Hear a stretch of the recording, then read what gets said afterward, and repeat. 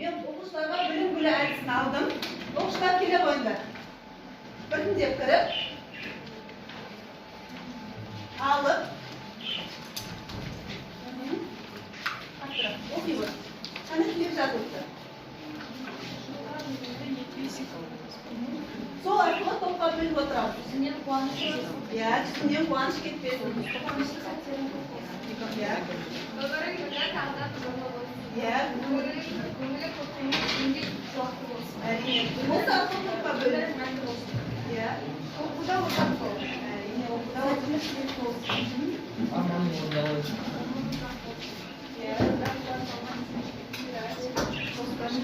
Ya, dostlarım berip. Ardına koygan maqsadını açtım.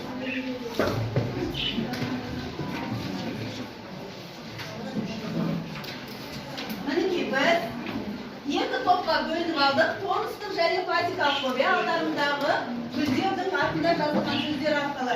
Мынау бағалау парақшасы біздің сабағымызға сәйкес келеді. Яғни осыдан бастап бір қадаммен алған балдармен қадаммен жүріп отырасыңдар.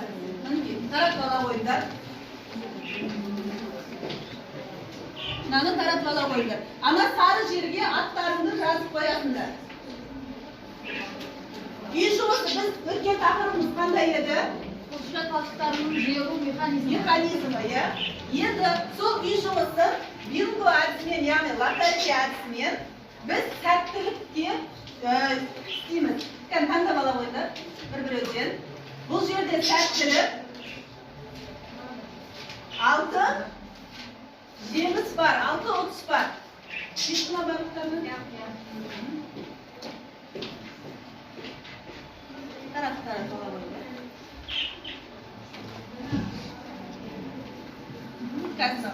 Мен соғысын түсіндірейін. Сендерде артында жауап тұр, я? Мен сендерге сұрақ беремін.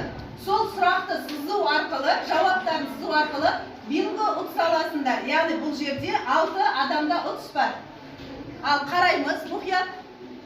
Мен сұрақтарды оқимын. Бірінші сұрақ. Бұлшықет талшықтарының жиырылуын тудыруға қабілетсіз әлсіз қоздырғыш. Жауап қандай? Босағасы. Кән көрейік дұрыс жауап. Дұрыс, босағасын сызамыз. Екінші сұрақ. Бұлшықет талшықтарын бастапқы қалпына келтіруге кететін уақыт.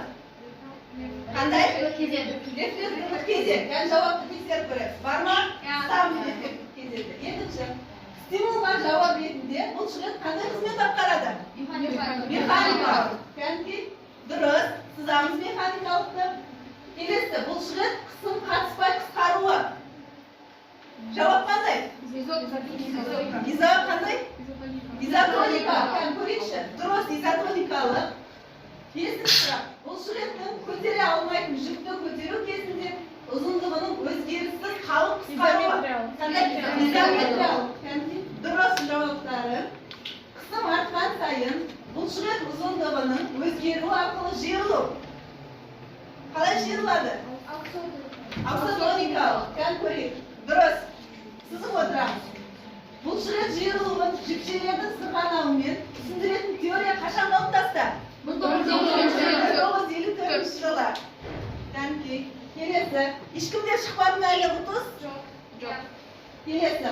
Тыныштық күйінде саркомерлер құрамында бос күйінде аз мөлшерде болатын ион. Калий ионы. Бинго. Кәнки. Кімде шықты? Тұлар. Мінекей ұтыс. Жақсы. Кәнки екі қызымызда ұтыс шықты. Келесі соңғы сұрақ қарап отырамыз. Үш адамда шығу керек. Бұлшықет талшықтарын саркомерлер бойымен жүйке импульс арқылы тітіркендіру кезінде туындайтын толқын. Қандай? Дұрыс айтамыз. Деполяризация. Бинго. Жақсы. Ғазизада бинго. Әсемде бинго. Келесі кімде шықты? Шығу керек біреу. Қараңдар. Шықпады ма ешқайсында? Дұрыс жауап бермеді. Біреулерінде дұрыс емес. Дұрыс па? Жақсы. Шыққан 6 оқушымыз бір-бір балдан аламыз. Яғни алдымызда бағалау парақшасын бірінші қадамға келеміз. Аттарыңды жазып қойдыңдар.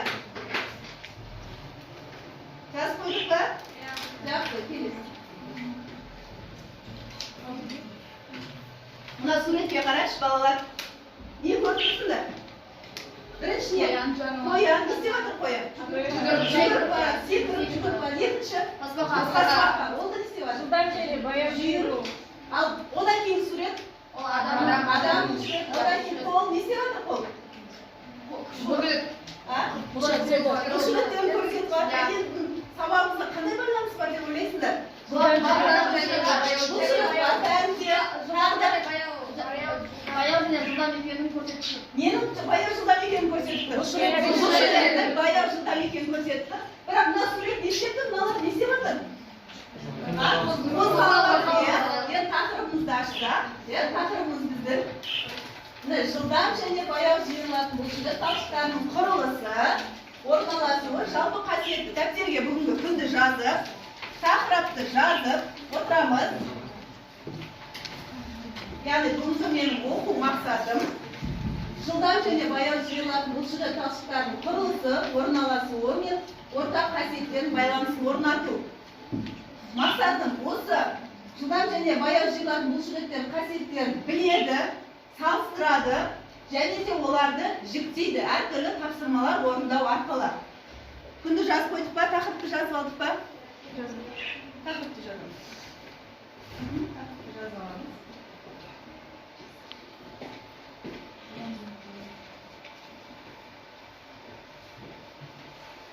Келесісі бізде жұптық жұмыс.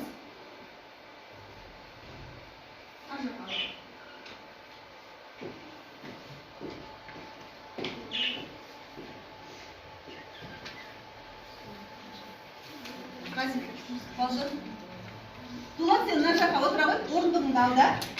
Мына жаққа жұптық жұмыс. Сол жаққа, орындық қойды, сол жаққа отыра. Сен екеуің бірге жұмыс жасайсың да? Екеуің бірге жұмыс жасайсың. Сұрақты жақсылап қарап аламыз. Дәптерге сұрақ жазудың қажет жоқ. Жауабын дәптерге жазамыз, Бірден мұқият тыңдап аламыз. Қаңқа бұлшықеттің неше типі бар? Қызық болады, тыныш. Қазір видео көрсетемін, айтпаймыз, видеодан тыңдаймыз. Содан жауаптарын береміз, видеоны мұқият тыңдаймыз. Біздің тыңдалым қасиетімізді арттыру үшін. Қаңқа бұлшықет талшықтарының екі типі болады. Жылдам жиырылатын фазикалық және баяу жиырылатын тонустық бұлшықет талшықтары. Жануарларда жылдам жиырылатын бұлшықет талшықтары үлкен мөлшерде кездеседі. Себебі олар жемтігін аулауда жылдам әрекет етуді қамтамасыз етеді. Ал адамдарда осы екі бұлшықет талшықтары да кездеседі. Бірақ оның біреуі басым болып келеді. Суретте марафон және спринтер жүгірушілері көрсетілген. Бұлардың айырмашылығы марафон жүгірушісі ұзақ қашықтыққа жүгірсе, спринтер қысқа қашықтыққа жүгіреді. Сол себепті осы екі бұлшықет талшықтары екі жүгірушіде екі түрлі пайыздық мөлшерде болады. Жылдам жиырылатын бұлшықет талшықтары спринтерлерде 80%, және олар жылдам жиырылады. Оттексіз тыныс алады. Қысқа уақытта қарқынды жұмыс жасайды. Миоглобин мүлде болмауынан ақ түсті болады. Митохондриялардың аз болуына байланысты тез шаршайды. Сыртқы бетке жақын орналасып, қалың жүйке талшықтарынан тұратындықтан спринтерлер өте бұлшықетті болып келеді. Баяу жиырылатын бұлшықет талшықтары марафоншыларда 80%, және алыс қашықтыққа жүгіретіндіктен баяу жиырылады. Ұзақ уақыт бір сағатта жұмыс жасайды. Онда миоглобин мен цитохромды пигментінің өте көп болуына байланысты қызыл түсті бұлшықет деп те аталады. Аяқ-қол бұлшықеттерінің терең қабатында орналасқан жіңішке талшықтардан тұрады. Оттегінің өте көп қажет ететіндіктен митохондрия көп кездеседі. Орта қашықтыққа жүгірушінің бұлшықет талшықтары аралас. Яғни екі талшықта 50-50% болады. Бірақ жаттығу спорт түріне қарай жылдам немесе баяу жиырылатын бұлшықет талшықтары дамиды. Бицепс, трицепс, кеуде бұлшықеттер, жылдам жиырылатын бұлшықеттер болса, балтыр, трапеция тәрізді арқа бұлшықеттері баяу жиырылатын бұлшықеттер. Ал санның екі басты бұлшықеттер, квадрацепс, тігінші бұлшықеттер аралас жиырылатын бұлшықеттер болып саналады. Тыңдап алдық қой, видеоны. Талқылауға 1 минут уақыт, тез жауаптарын жазамыз. Осы 6 сұраққа қараймыз. Тез талқылауға 1 минут уақыт. Жұрттық жұмыс жасаймыз. Жаза берді.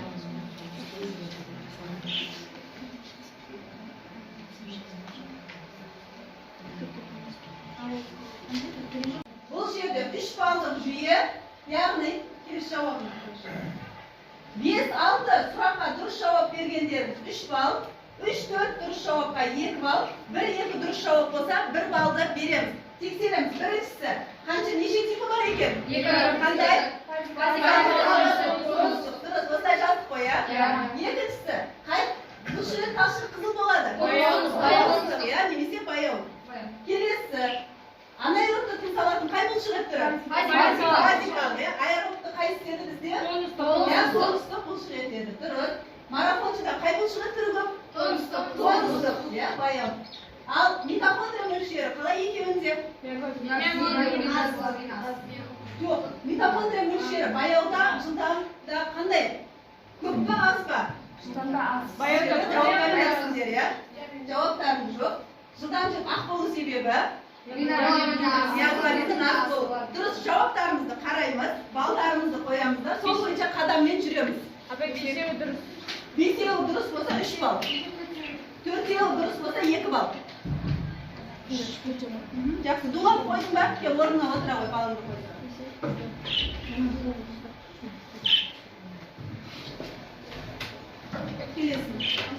Келесі тапсырмамыз. Бізде мынандай демонстрация. Осы бізде жаттықтырушылар алдына келген баланың қай спорт түріне бейім екенін білу үшін мынандай жаттығулар түрін өткізіп анықтайды екен. Кәдімгі 2 бала бізге келе қойды, бұлар.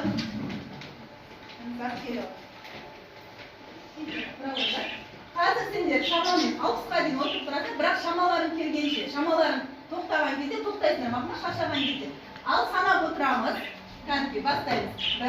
1, 2, 3, 1, 2, 3, 4, 5, 6, 7, 8, 9, 10, 11, 12, 13, 14, 15, 16,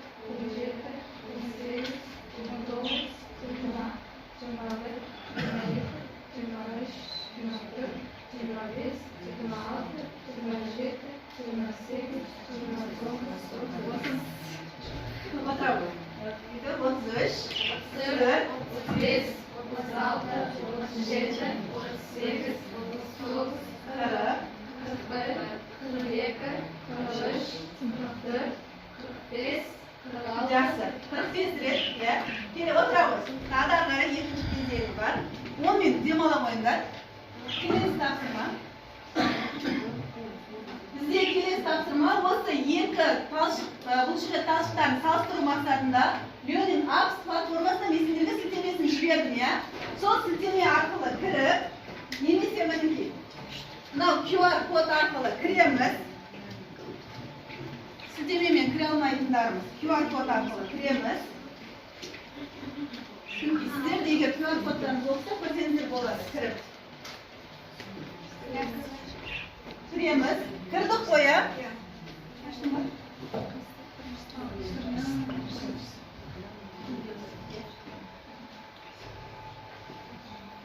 Мінекей қараңдар.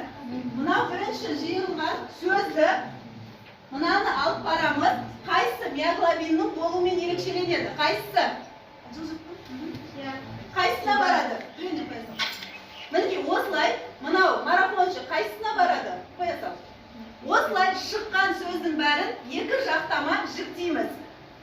Сіз шыққандар жіктеп қоясам. Бәрімізде ашылды ғой, сілтеме?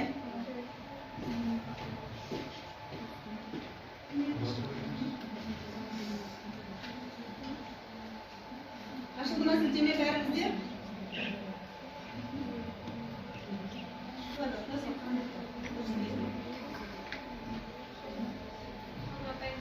Болдық па?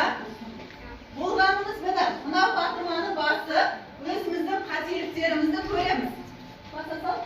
Қызылмен шыққан қате деген сөз жасымен дұрыс деген сөз.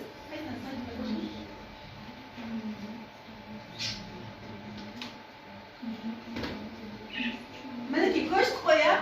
Енді дұрыс жауаптарымызды санаймыз. 10-12 дұрыс жауап болса, 2 баға аламыз. 12 дұрыс жауап болса, 6-9 дұрыс жауап болса 1 балл, 6-ға дейінгілерге 0 балл. Балл қоймаймыз. Адам бойынша қанша балл жинадық?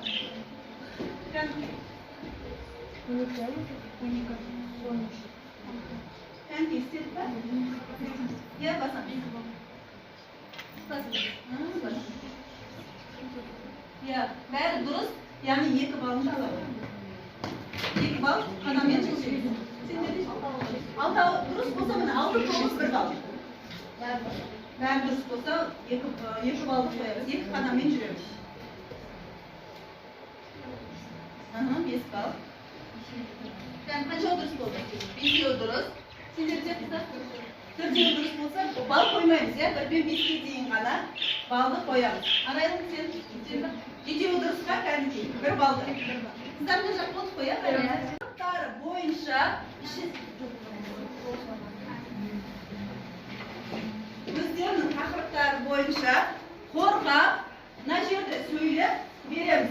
10 минуттай уақыт. Топтық жұмысты әдебиет қорғаймыз.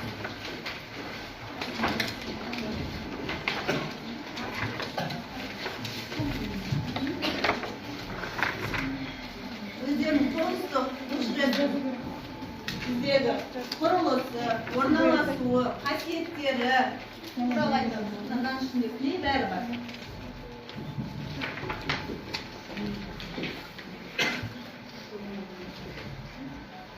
Фазикалықтың, иә, ана жерде орналасуы, құрылысы қандай екенін айтып, берілген нелерге толтырып жазамыз.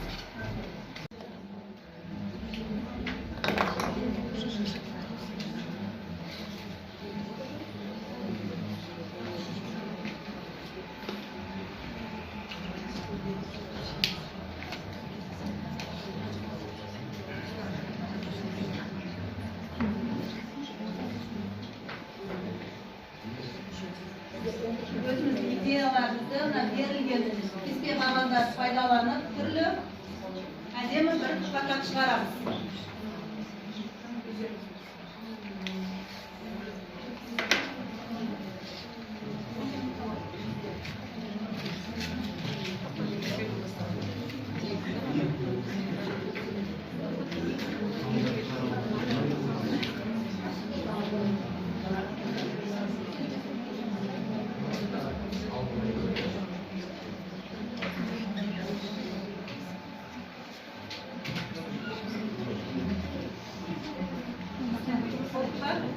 Болды, отыра қоямыз. Адамыз, мына топтағы әжеге болыңдар ма? Қалжан? Жақсы болды. Орындарымызға жайғасамыз болсақ.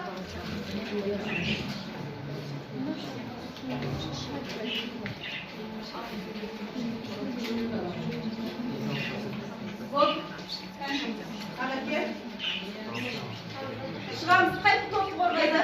Ал, соңыз кел, Нұрай, ағаке кім қорғайды? Ансасын ұстап тұра ғой, құдарға.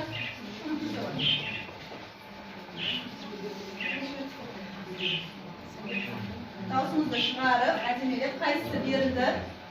Жаңа айтатындай конусты бұлшықеттер екіге бөлінеді. Конустық және де фазикалық. Біздер қазіргі конустық бұлшықеттің құрамын талқылайтын боламыз. Конустық ең бірінші бұлшықет дегеніміз бұлшықеттің құрамында 75% су, ал 25% белок, май және де көмірсу минералдық тұздар кездеседі. Адам денесінде 400-ден астам бұлшықет бар. Фазикалық топ тыңдаймыз, мыналарға баға бересіздер қазір.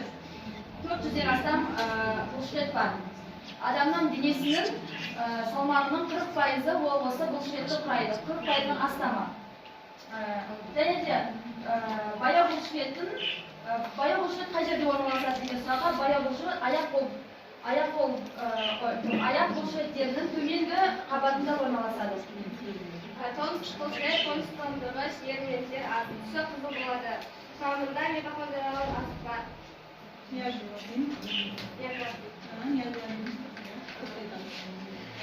Bullshit.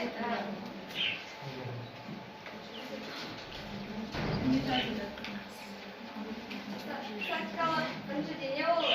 Kelibsen kızıştın, kabayga, ipek setin, biyo terelekleri.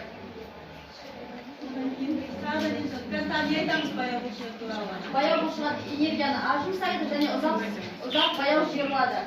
Баяу бұлшықеттер қызыл түсті болады. Қызыл түсті болу себебі ода миоглобин нәріміздері өте аз. Өте көп. Mitohondriyalarda ko'p damg'an qizil және de gemoglobindagi kofram fermentlar bor. Gemoglobin mөлшері аз, талшықтары үшін тығыз тоғысады. Неге талшықтары Бұлшық адамдарда, омыртқалы жануарларда және де омыртқасыз жануарларда да кездеседі. Жақсы, енді бұны кім көрсететін еді? Бізде қай бұлшық орналасқан? Мінекей. Мына бізде бұлшық макеті берілген. Қайсысы? Мына төртеуінде. Кәніге қайсысы? Ал, адамға. Бер, ортаға. Қай бұлшық еттері? бұл делта бұлшық баяу жиырылатын болғандықтан осы жерде Делта бұлшық еті баяу жиырылады. Екіншісі? бұл білек бұлшық еті. Бұл да баяу жиырылатын болғандықтан осы жерде. Сен қате алдың ғой, ол білек бұлшық еті емес қой. Мына жақтан қараймыз, я? Шатаспаймыз. Шатаспаймыз, қыздар. Білек бұлшық еті баяу жиырылатын болғандықтан осы жерде. Жақсы. Отыра ғой. Мына жақтан баға береміз. 3 балдық жүйемен қаншамен бағалайсыңдар? Кәнди? Мына топты, тоңыстық топты қаншамен бағалаймыз? Дулат, айта қойшы, қаншамен бағалайсың? 2, не үшін? Тұрып айта қойшы, не үшін 2 беріп отырсың бұл топқа? Кейбір жерлерінде шатақ тоқтап Тоқтап, дұрыс айта алмаймады. 2 бар. Кім қосып алатын бар? Білек пен шатасы. Сондықтан 2 бал. Оны біздегі тоңыстық топқа 2 қадамды жүріп отырамыз. Бағалау парақшасына. Қайсы қаптық? Келе қойды.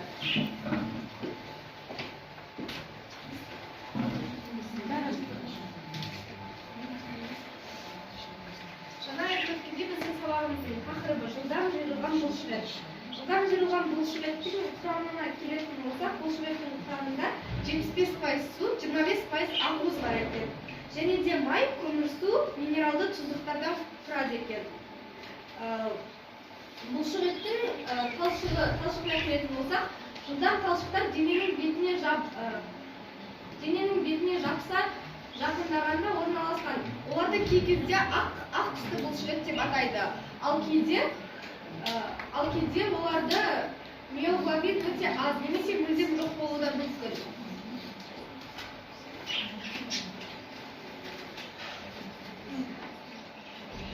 Бұлшық ет ұлпасынан тығыз және де шүйір дәнекер ұлпалардан қан тамырлары мен жүйке талшықтары арқылы тұрады. Және де ауыр түсу кезінде олар көп күшті регенерациялайды, органикалық төзімділікпен байланысты тез шаршайды. Ал оттекке келетін болсақ, оттек химия пәніндегі ең маңызды элемент. Және де жер бетіндегі көптеген тірі ағзаларды тыныс алуына қажет элемент. Бұлшық еттер жұмыс жасағанда организмде зат алмасу процестері одан сайын үдей түсіп, талшықтар тамырлар арқылы, қан арқылы ағыны көбейеді.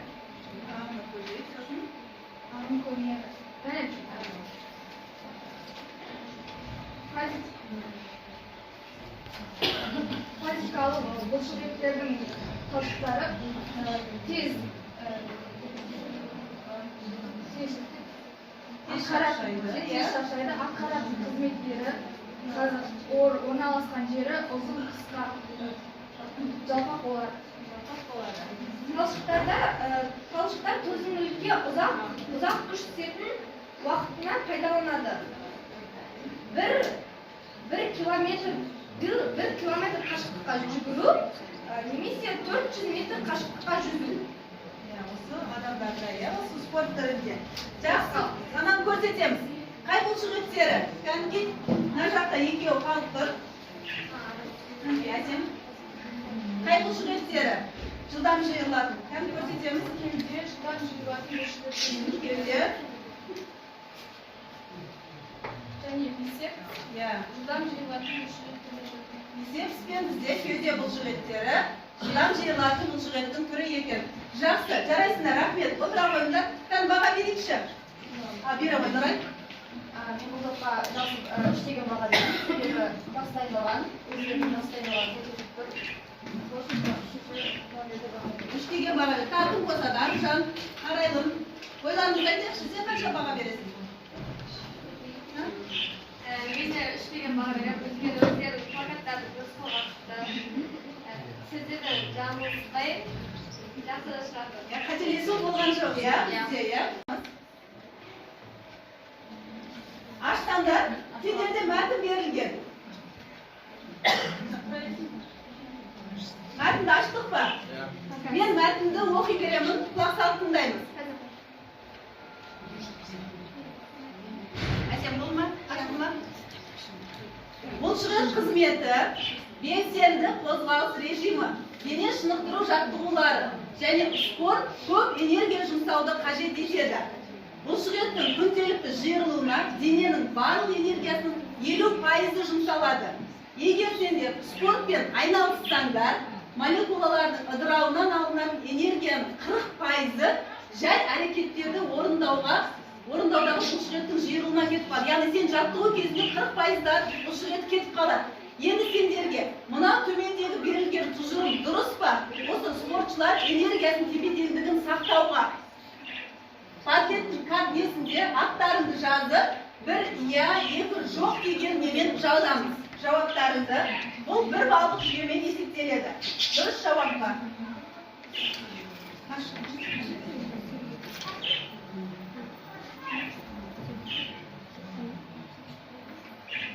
Апайсыз болады ма?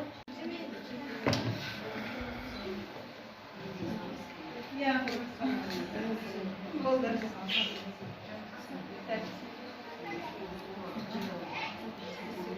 8, 10 адам тағып. Жасалдың өткен аяуын. Бәріміз жауап бердік па? Бұл топта? Мына топташы. Күзге жауап бердік па? Кім қалып кетті? Тұра болма. Болды. Кәдімгі жауаптарымызды қарап аламыз. Бір балдық жүйе. Қазір бір-екіден талқылап өтейікші.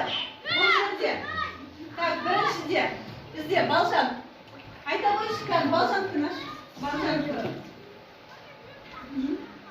Себебі 1 грамм көмірсі 1 грамм ақуызға тең. Сен қайсың жауап бердің? Біріншісіне жоқ деп жауап беріп тұрсың, иә?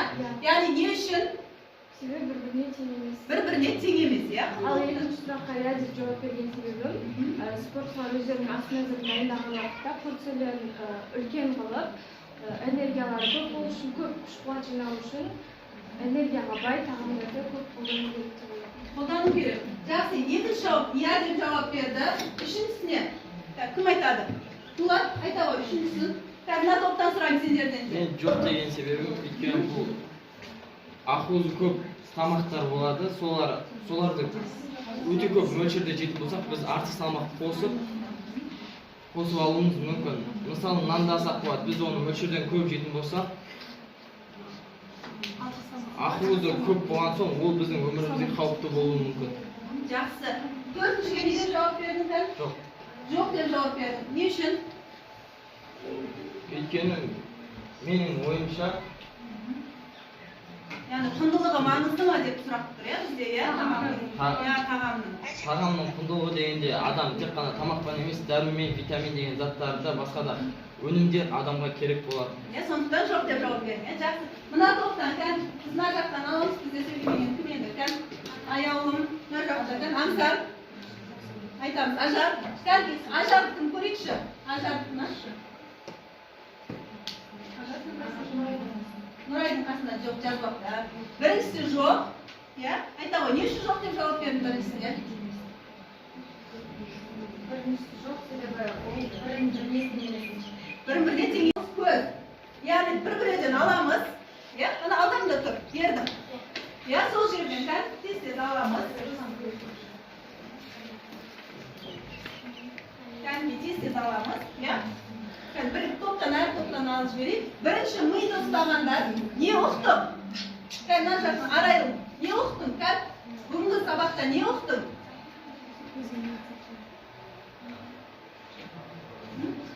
Не ұқтық бүгінгі сабақта?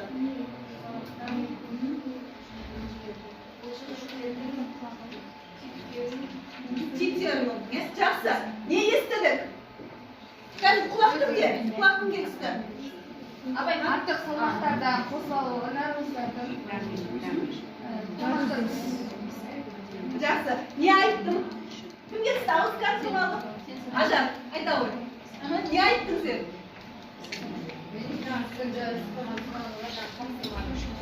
Жауап берін. Жақсы. Көз.